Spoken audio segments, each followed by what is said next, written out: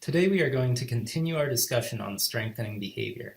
First, we are going to talk about behavior chains, then task analyses, and chaining procedures. Finally, we will talk about prompt fading. Behavior chains are a series of discrete and individual responses. Behaviors must occur in a sequence and in a closed time frame.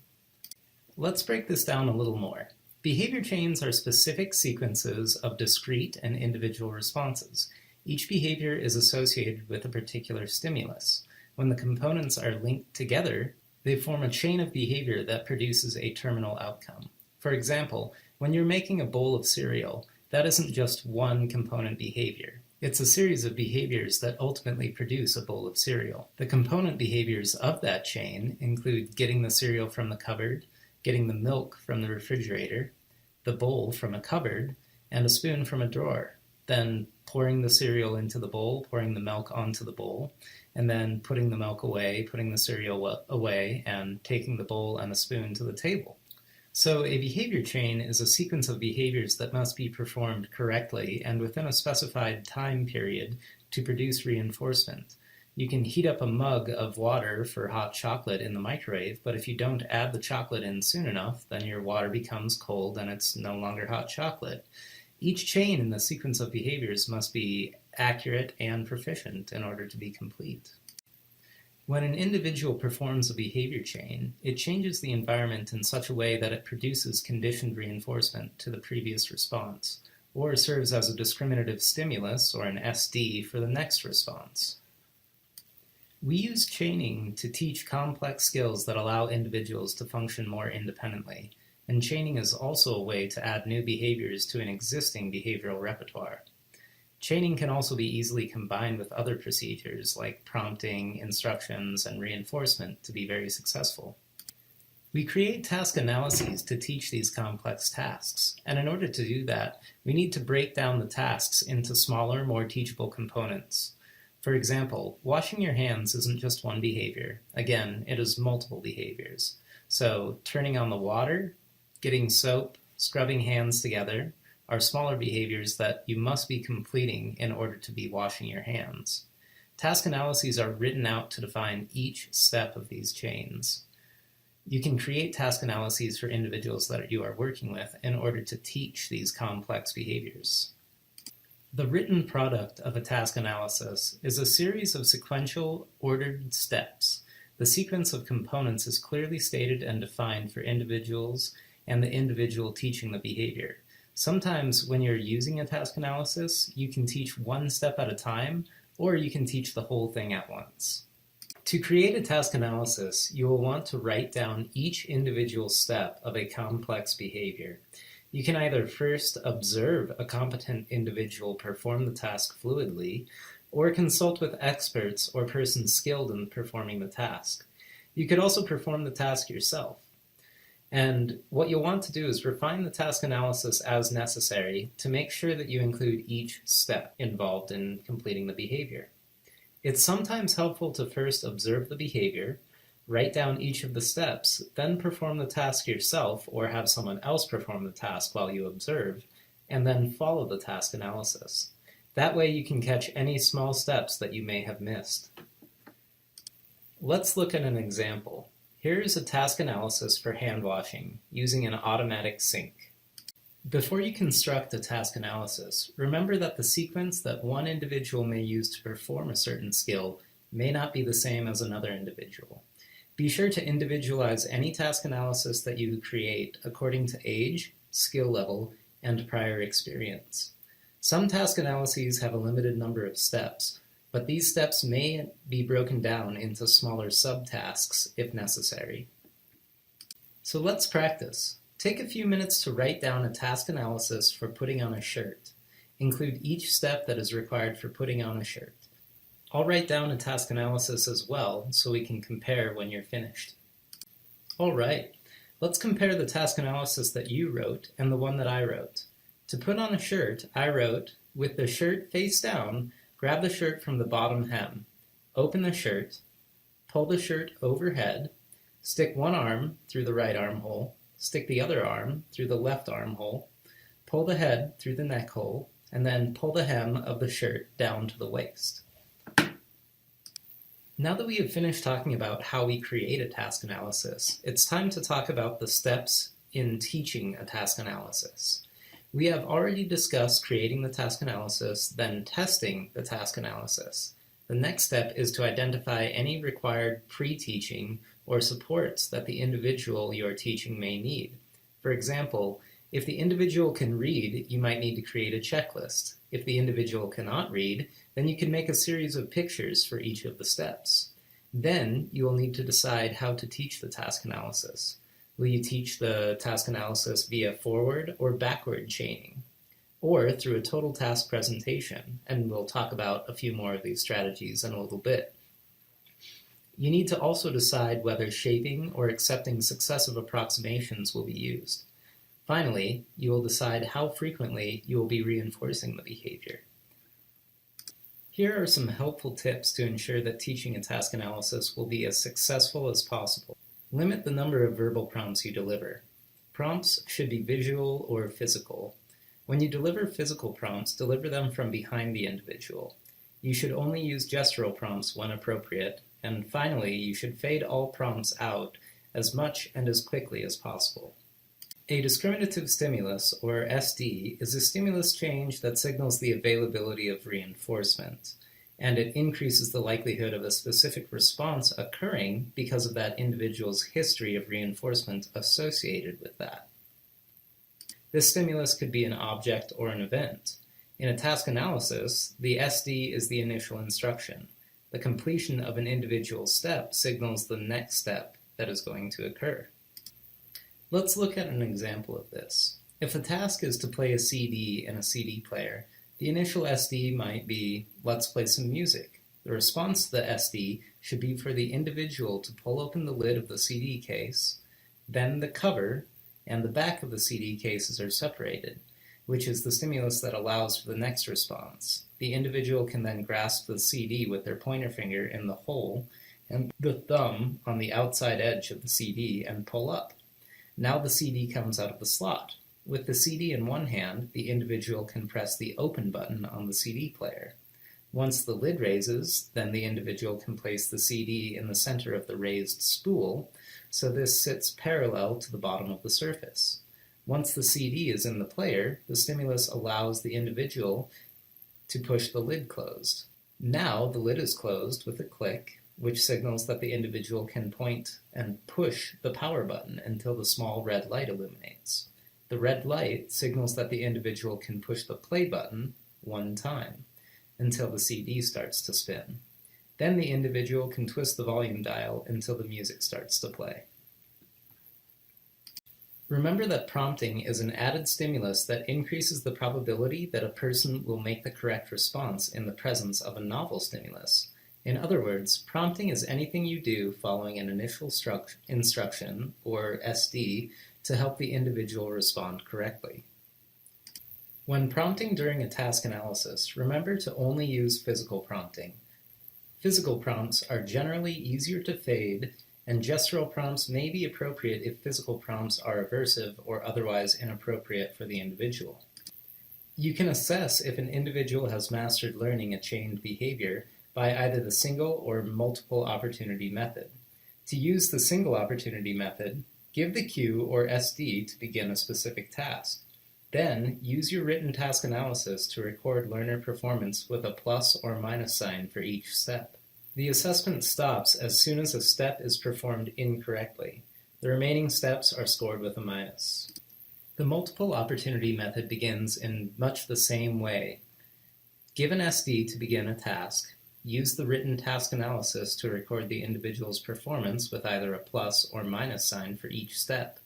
If the step is performed incorrectly, you complete but do not prompt that step for the individual. The individual continues on to the next step. It is important that you do not commingle teaching with assessment because your goal is to understand the current level of performance for this task. So, what are the benefits of using a single opportunity method versus the multiple opportunity method to assess task completion? The single opportunity method is more conservative in its assessment. This method assumes that the individual may know less than what they actually know. This method also gives less information. You will only know what step the individual can do until they cannot complete a step accurately. This method is quicker to conduct, however. Also, the single opportunity method reduces the likelihood of learning taking place during the assessment. The multiple opportunity method provides you with more information as to how many steps the individual can perform, and particularly which of those steps they can perform. This method may make training more efficient by allowing you to eliminate instructions on already mastered steps. Now let's talk about how to teach task analyses. The first method we will talk about is called forward chaining. This method begins teaching the first behavior in the sequence, then systematically introducing the next steps in the sequence following the mastery of the previous step, then fully prompting all later steps. For example, if you are working with an individual who is learning to load a dishwasher and they can do everything except for putting the soap in the dispenser, you will let them independently open the dishwasher, load each of the dishes, and then open the dispenser. You will then prompt the individual to pour soap into the dispenser, close the dishwasher, and press the button for the dishwasher to begin running. Forward chaining is generally used to link smaller chains into larger chains. Forward chaining is relatively easy for the trainer, and the trainer will begin to physically prompt the individual on the first step that the individual cannot do, then prompt the rest of the steps in the sequence. Backward chaining is when the training begins with the last behavior in the sequence. This is a systematic introduction of the steps from the end of the task by fully prompting earlier steps in the chain. The trainer will prompt all steps but the last step until the learner masters that last step. Then the trainer will prompt all but the last two steps until the learner masters those steps. Then the prompter will prompt all but the last three steps, and so on until the individual has mastered all of the chain. For example, if you are teaching an individual to heat food up in the microwave, you will prompt the individual to pull out the container of food from the refrigerator, get a plate from the cupboard, and silverware from the drawer. Then you will prompt the individual to transfer the food from the container to the plate, open the microwave door, prompt the individual to put the plate down, close the microwave drawer. You would prompt the individual to push the appropriate number of buttons, and when the microwave goes off, you would open up the door for them.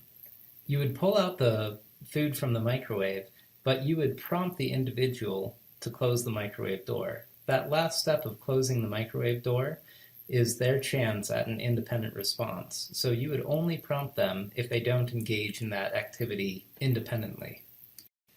Reinforcement is produced immediately upon the learner's response, and the individual contacts these natural contingencies of reinforcement on every learning trial while the individual uses this procedure. In our example, the natural contingencies are getting to eat the food after preparing it in the microwave. Backward chaining with leap ahead allows the same procedure as backward chaining, but not every step in the task analysis is trained.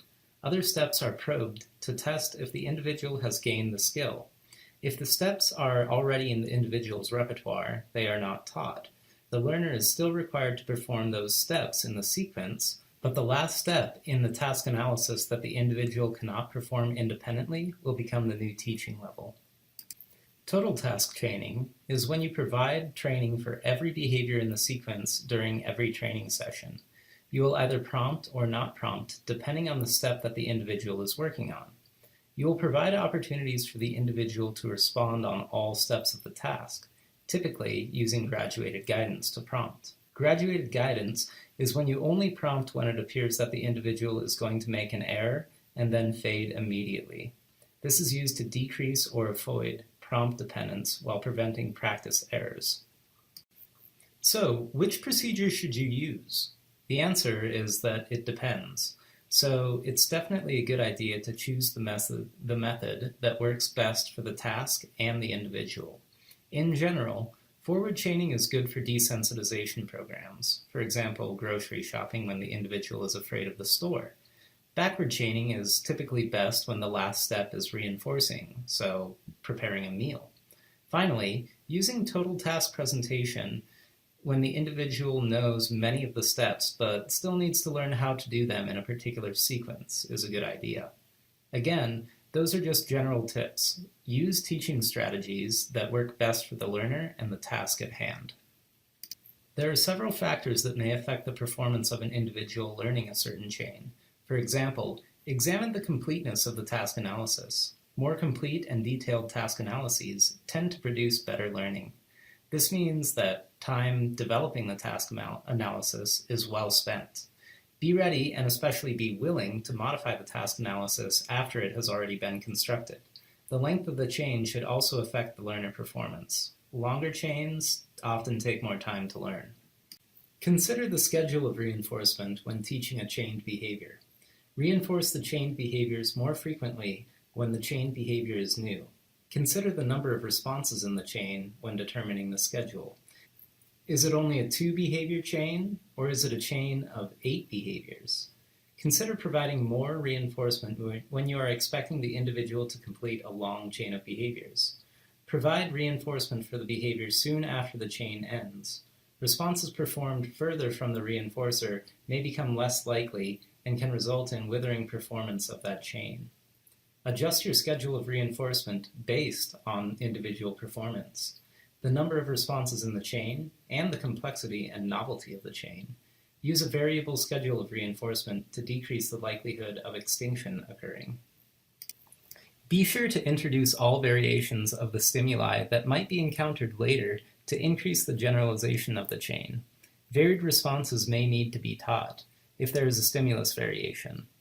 This may require some training or retraining of responses. For example, when teaching an individual to wash their hands, there are several different types of sinks, some with 1 knob, some with 2 knobs, and some with automatic sensors. You may need to teach different responses to deal with those stimulus variations. Here is an example of a data sheet for putting on a shirt. We will use this example for both forward and backward chaining. Along the left-hand side, we can see different steps required to put on a shirt.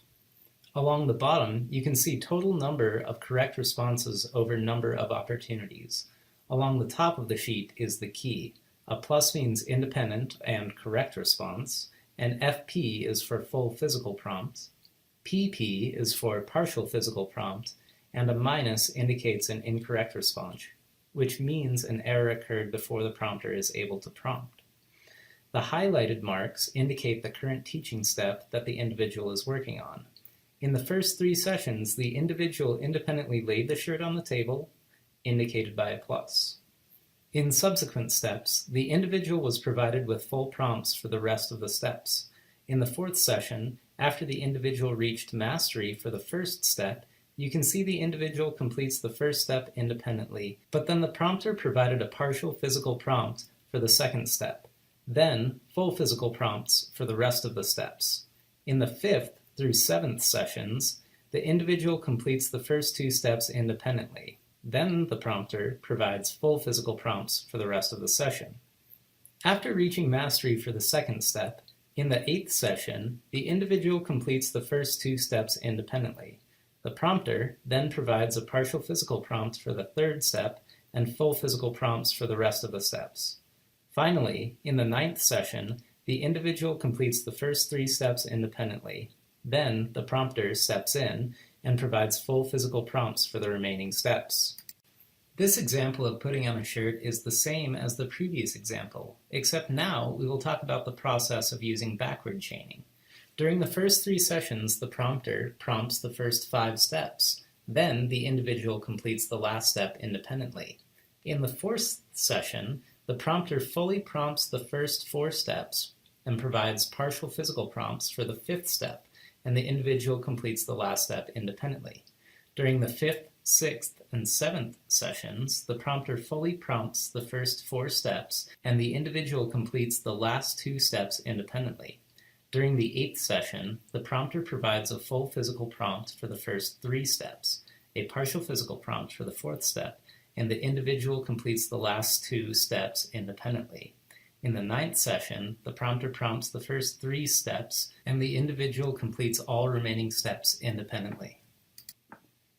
Prompt fading is used to ensure that the SD controls the response and not the prompt. Prompt fading is essential for independence, mastery, and generalization of a skill. You want to fade all prompts as quickly as possible so the individual is performing the task independently. We talked in the previous module about the different types of prompts, but now we will talk about how to remove those prompts. Remember, when using most to least prompting, you provide the student with an opportunity to perform the response with the least amount of assistance.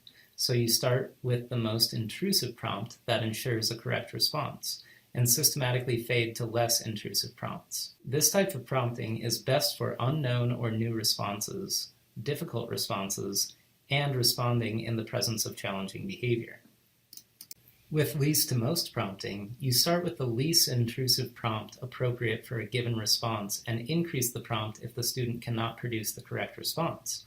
This is best for determining what prompt will be effective to begin teaching and for previously acquired skills or mastered targets. When implementing prompt fading for time delays, insert a very brief delay between the SD and the prompt, and then systematically increase the length of the delay.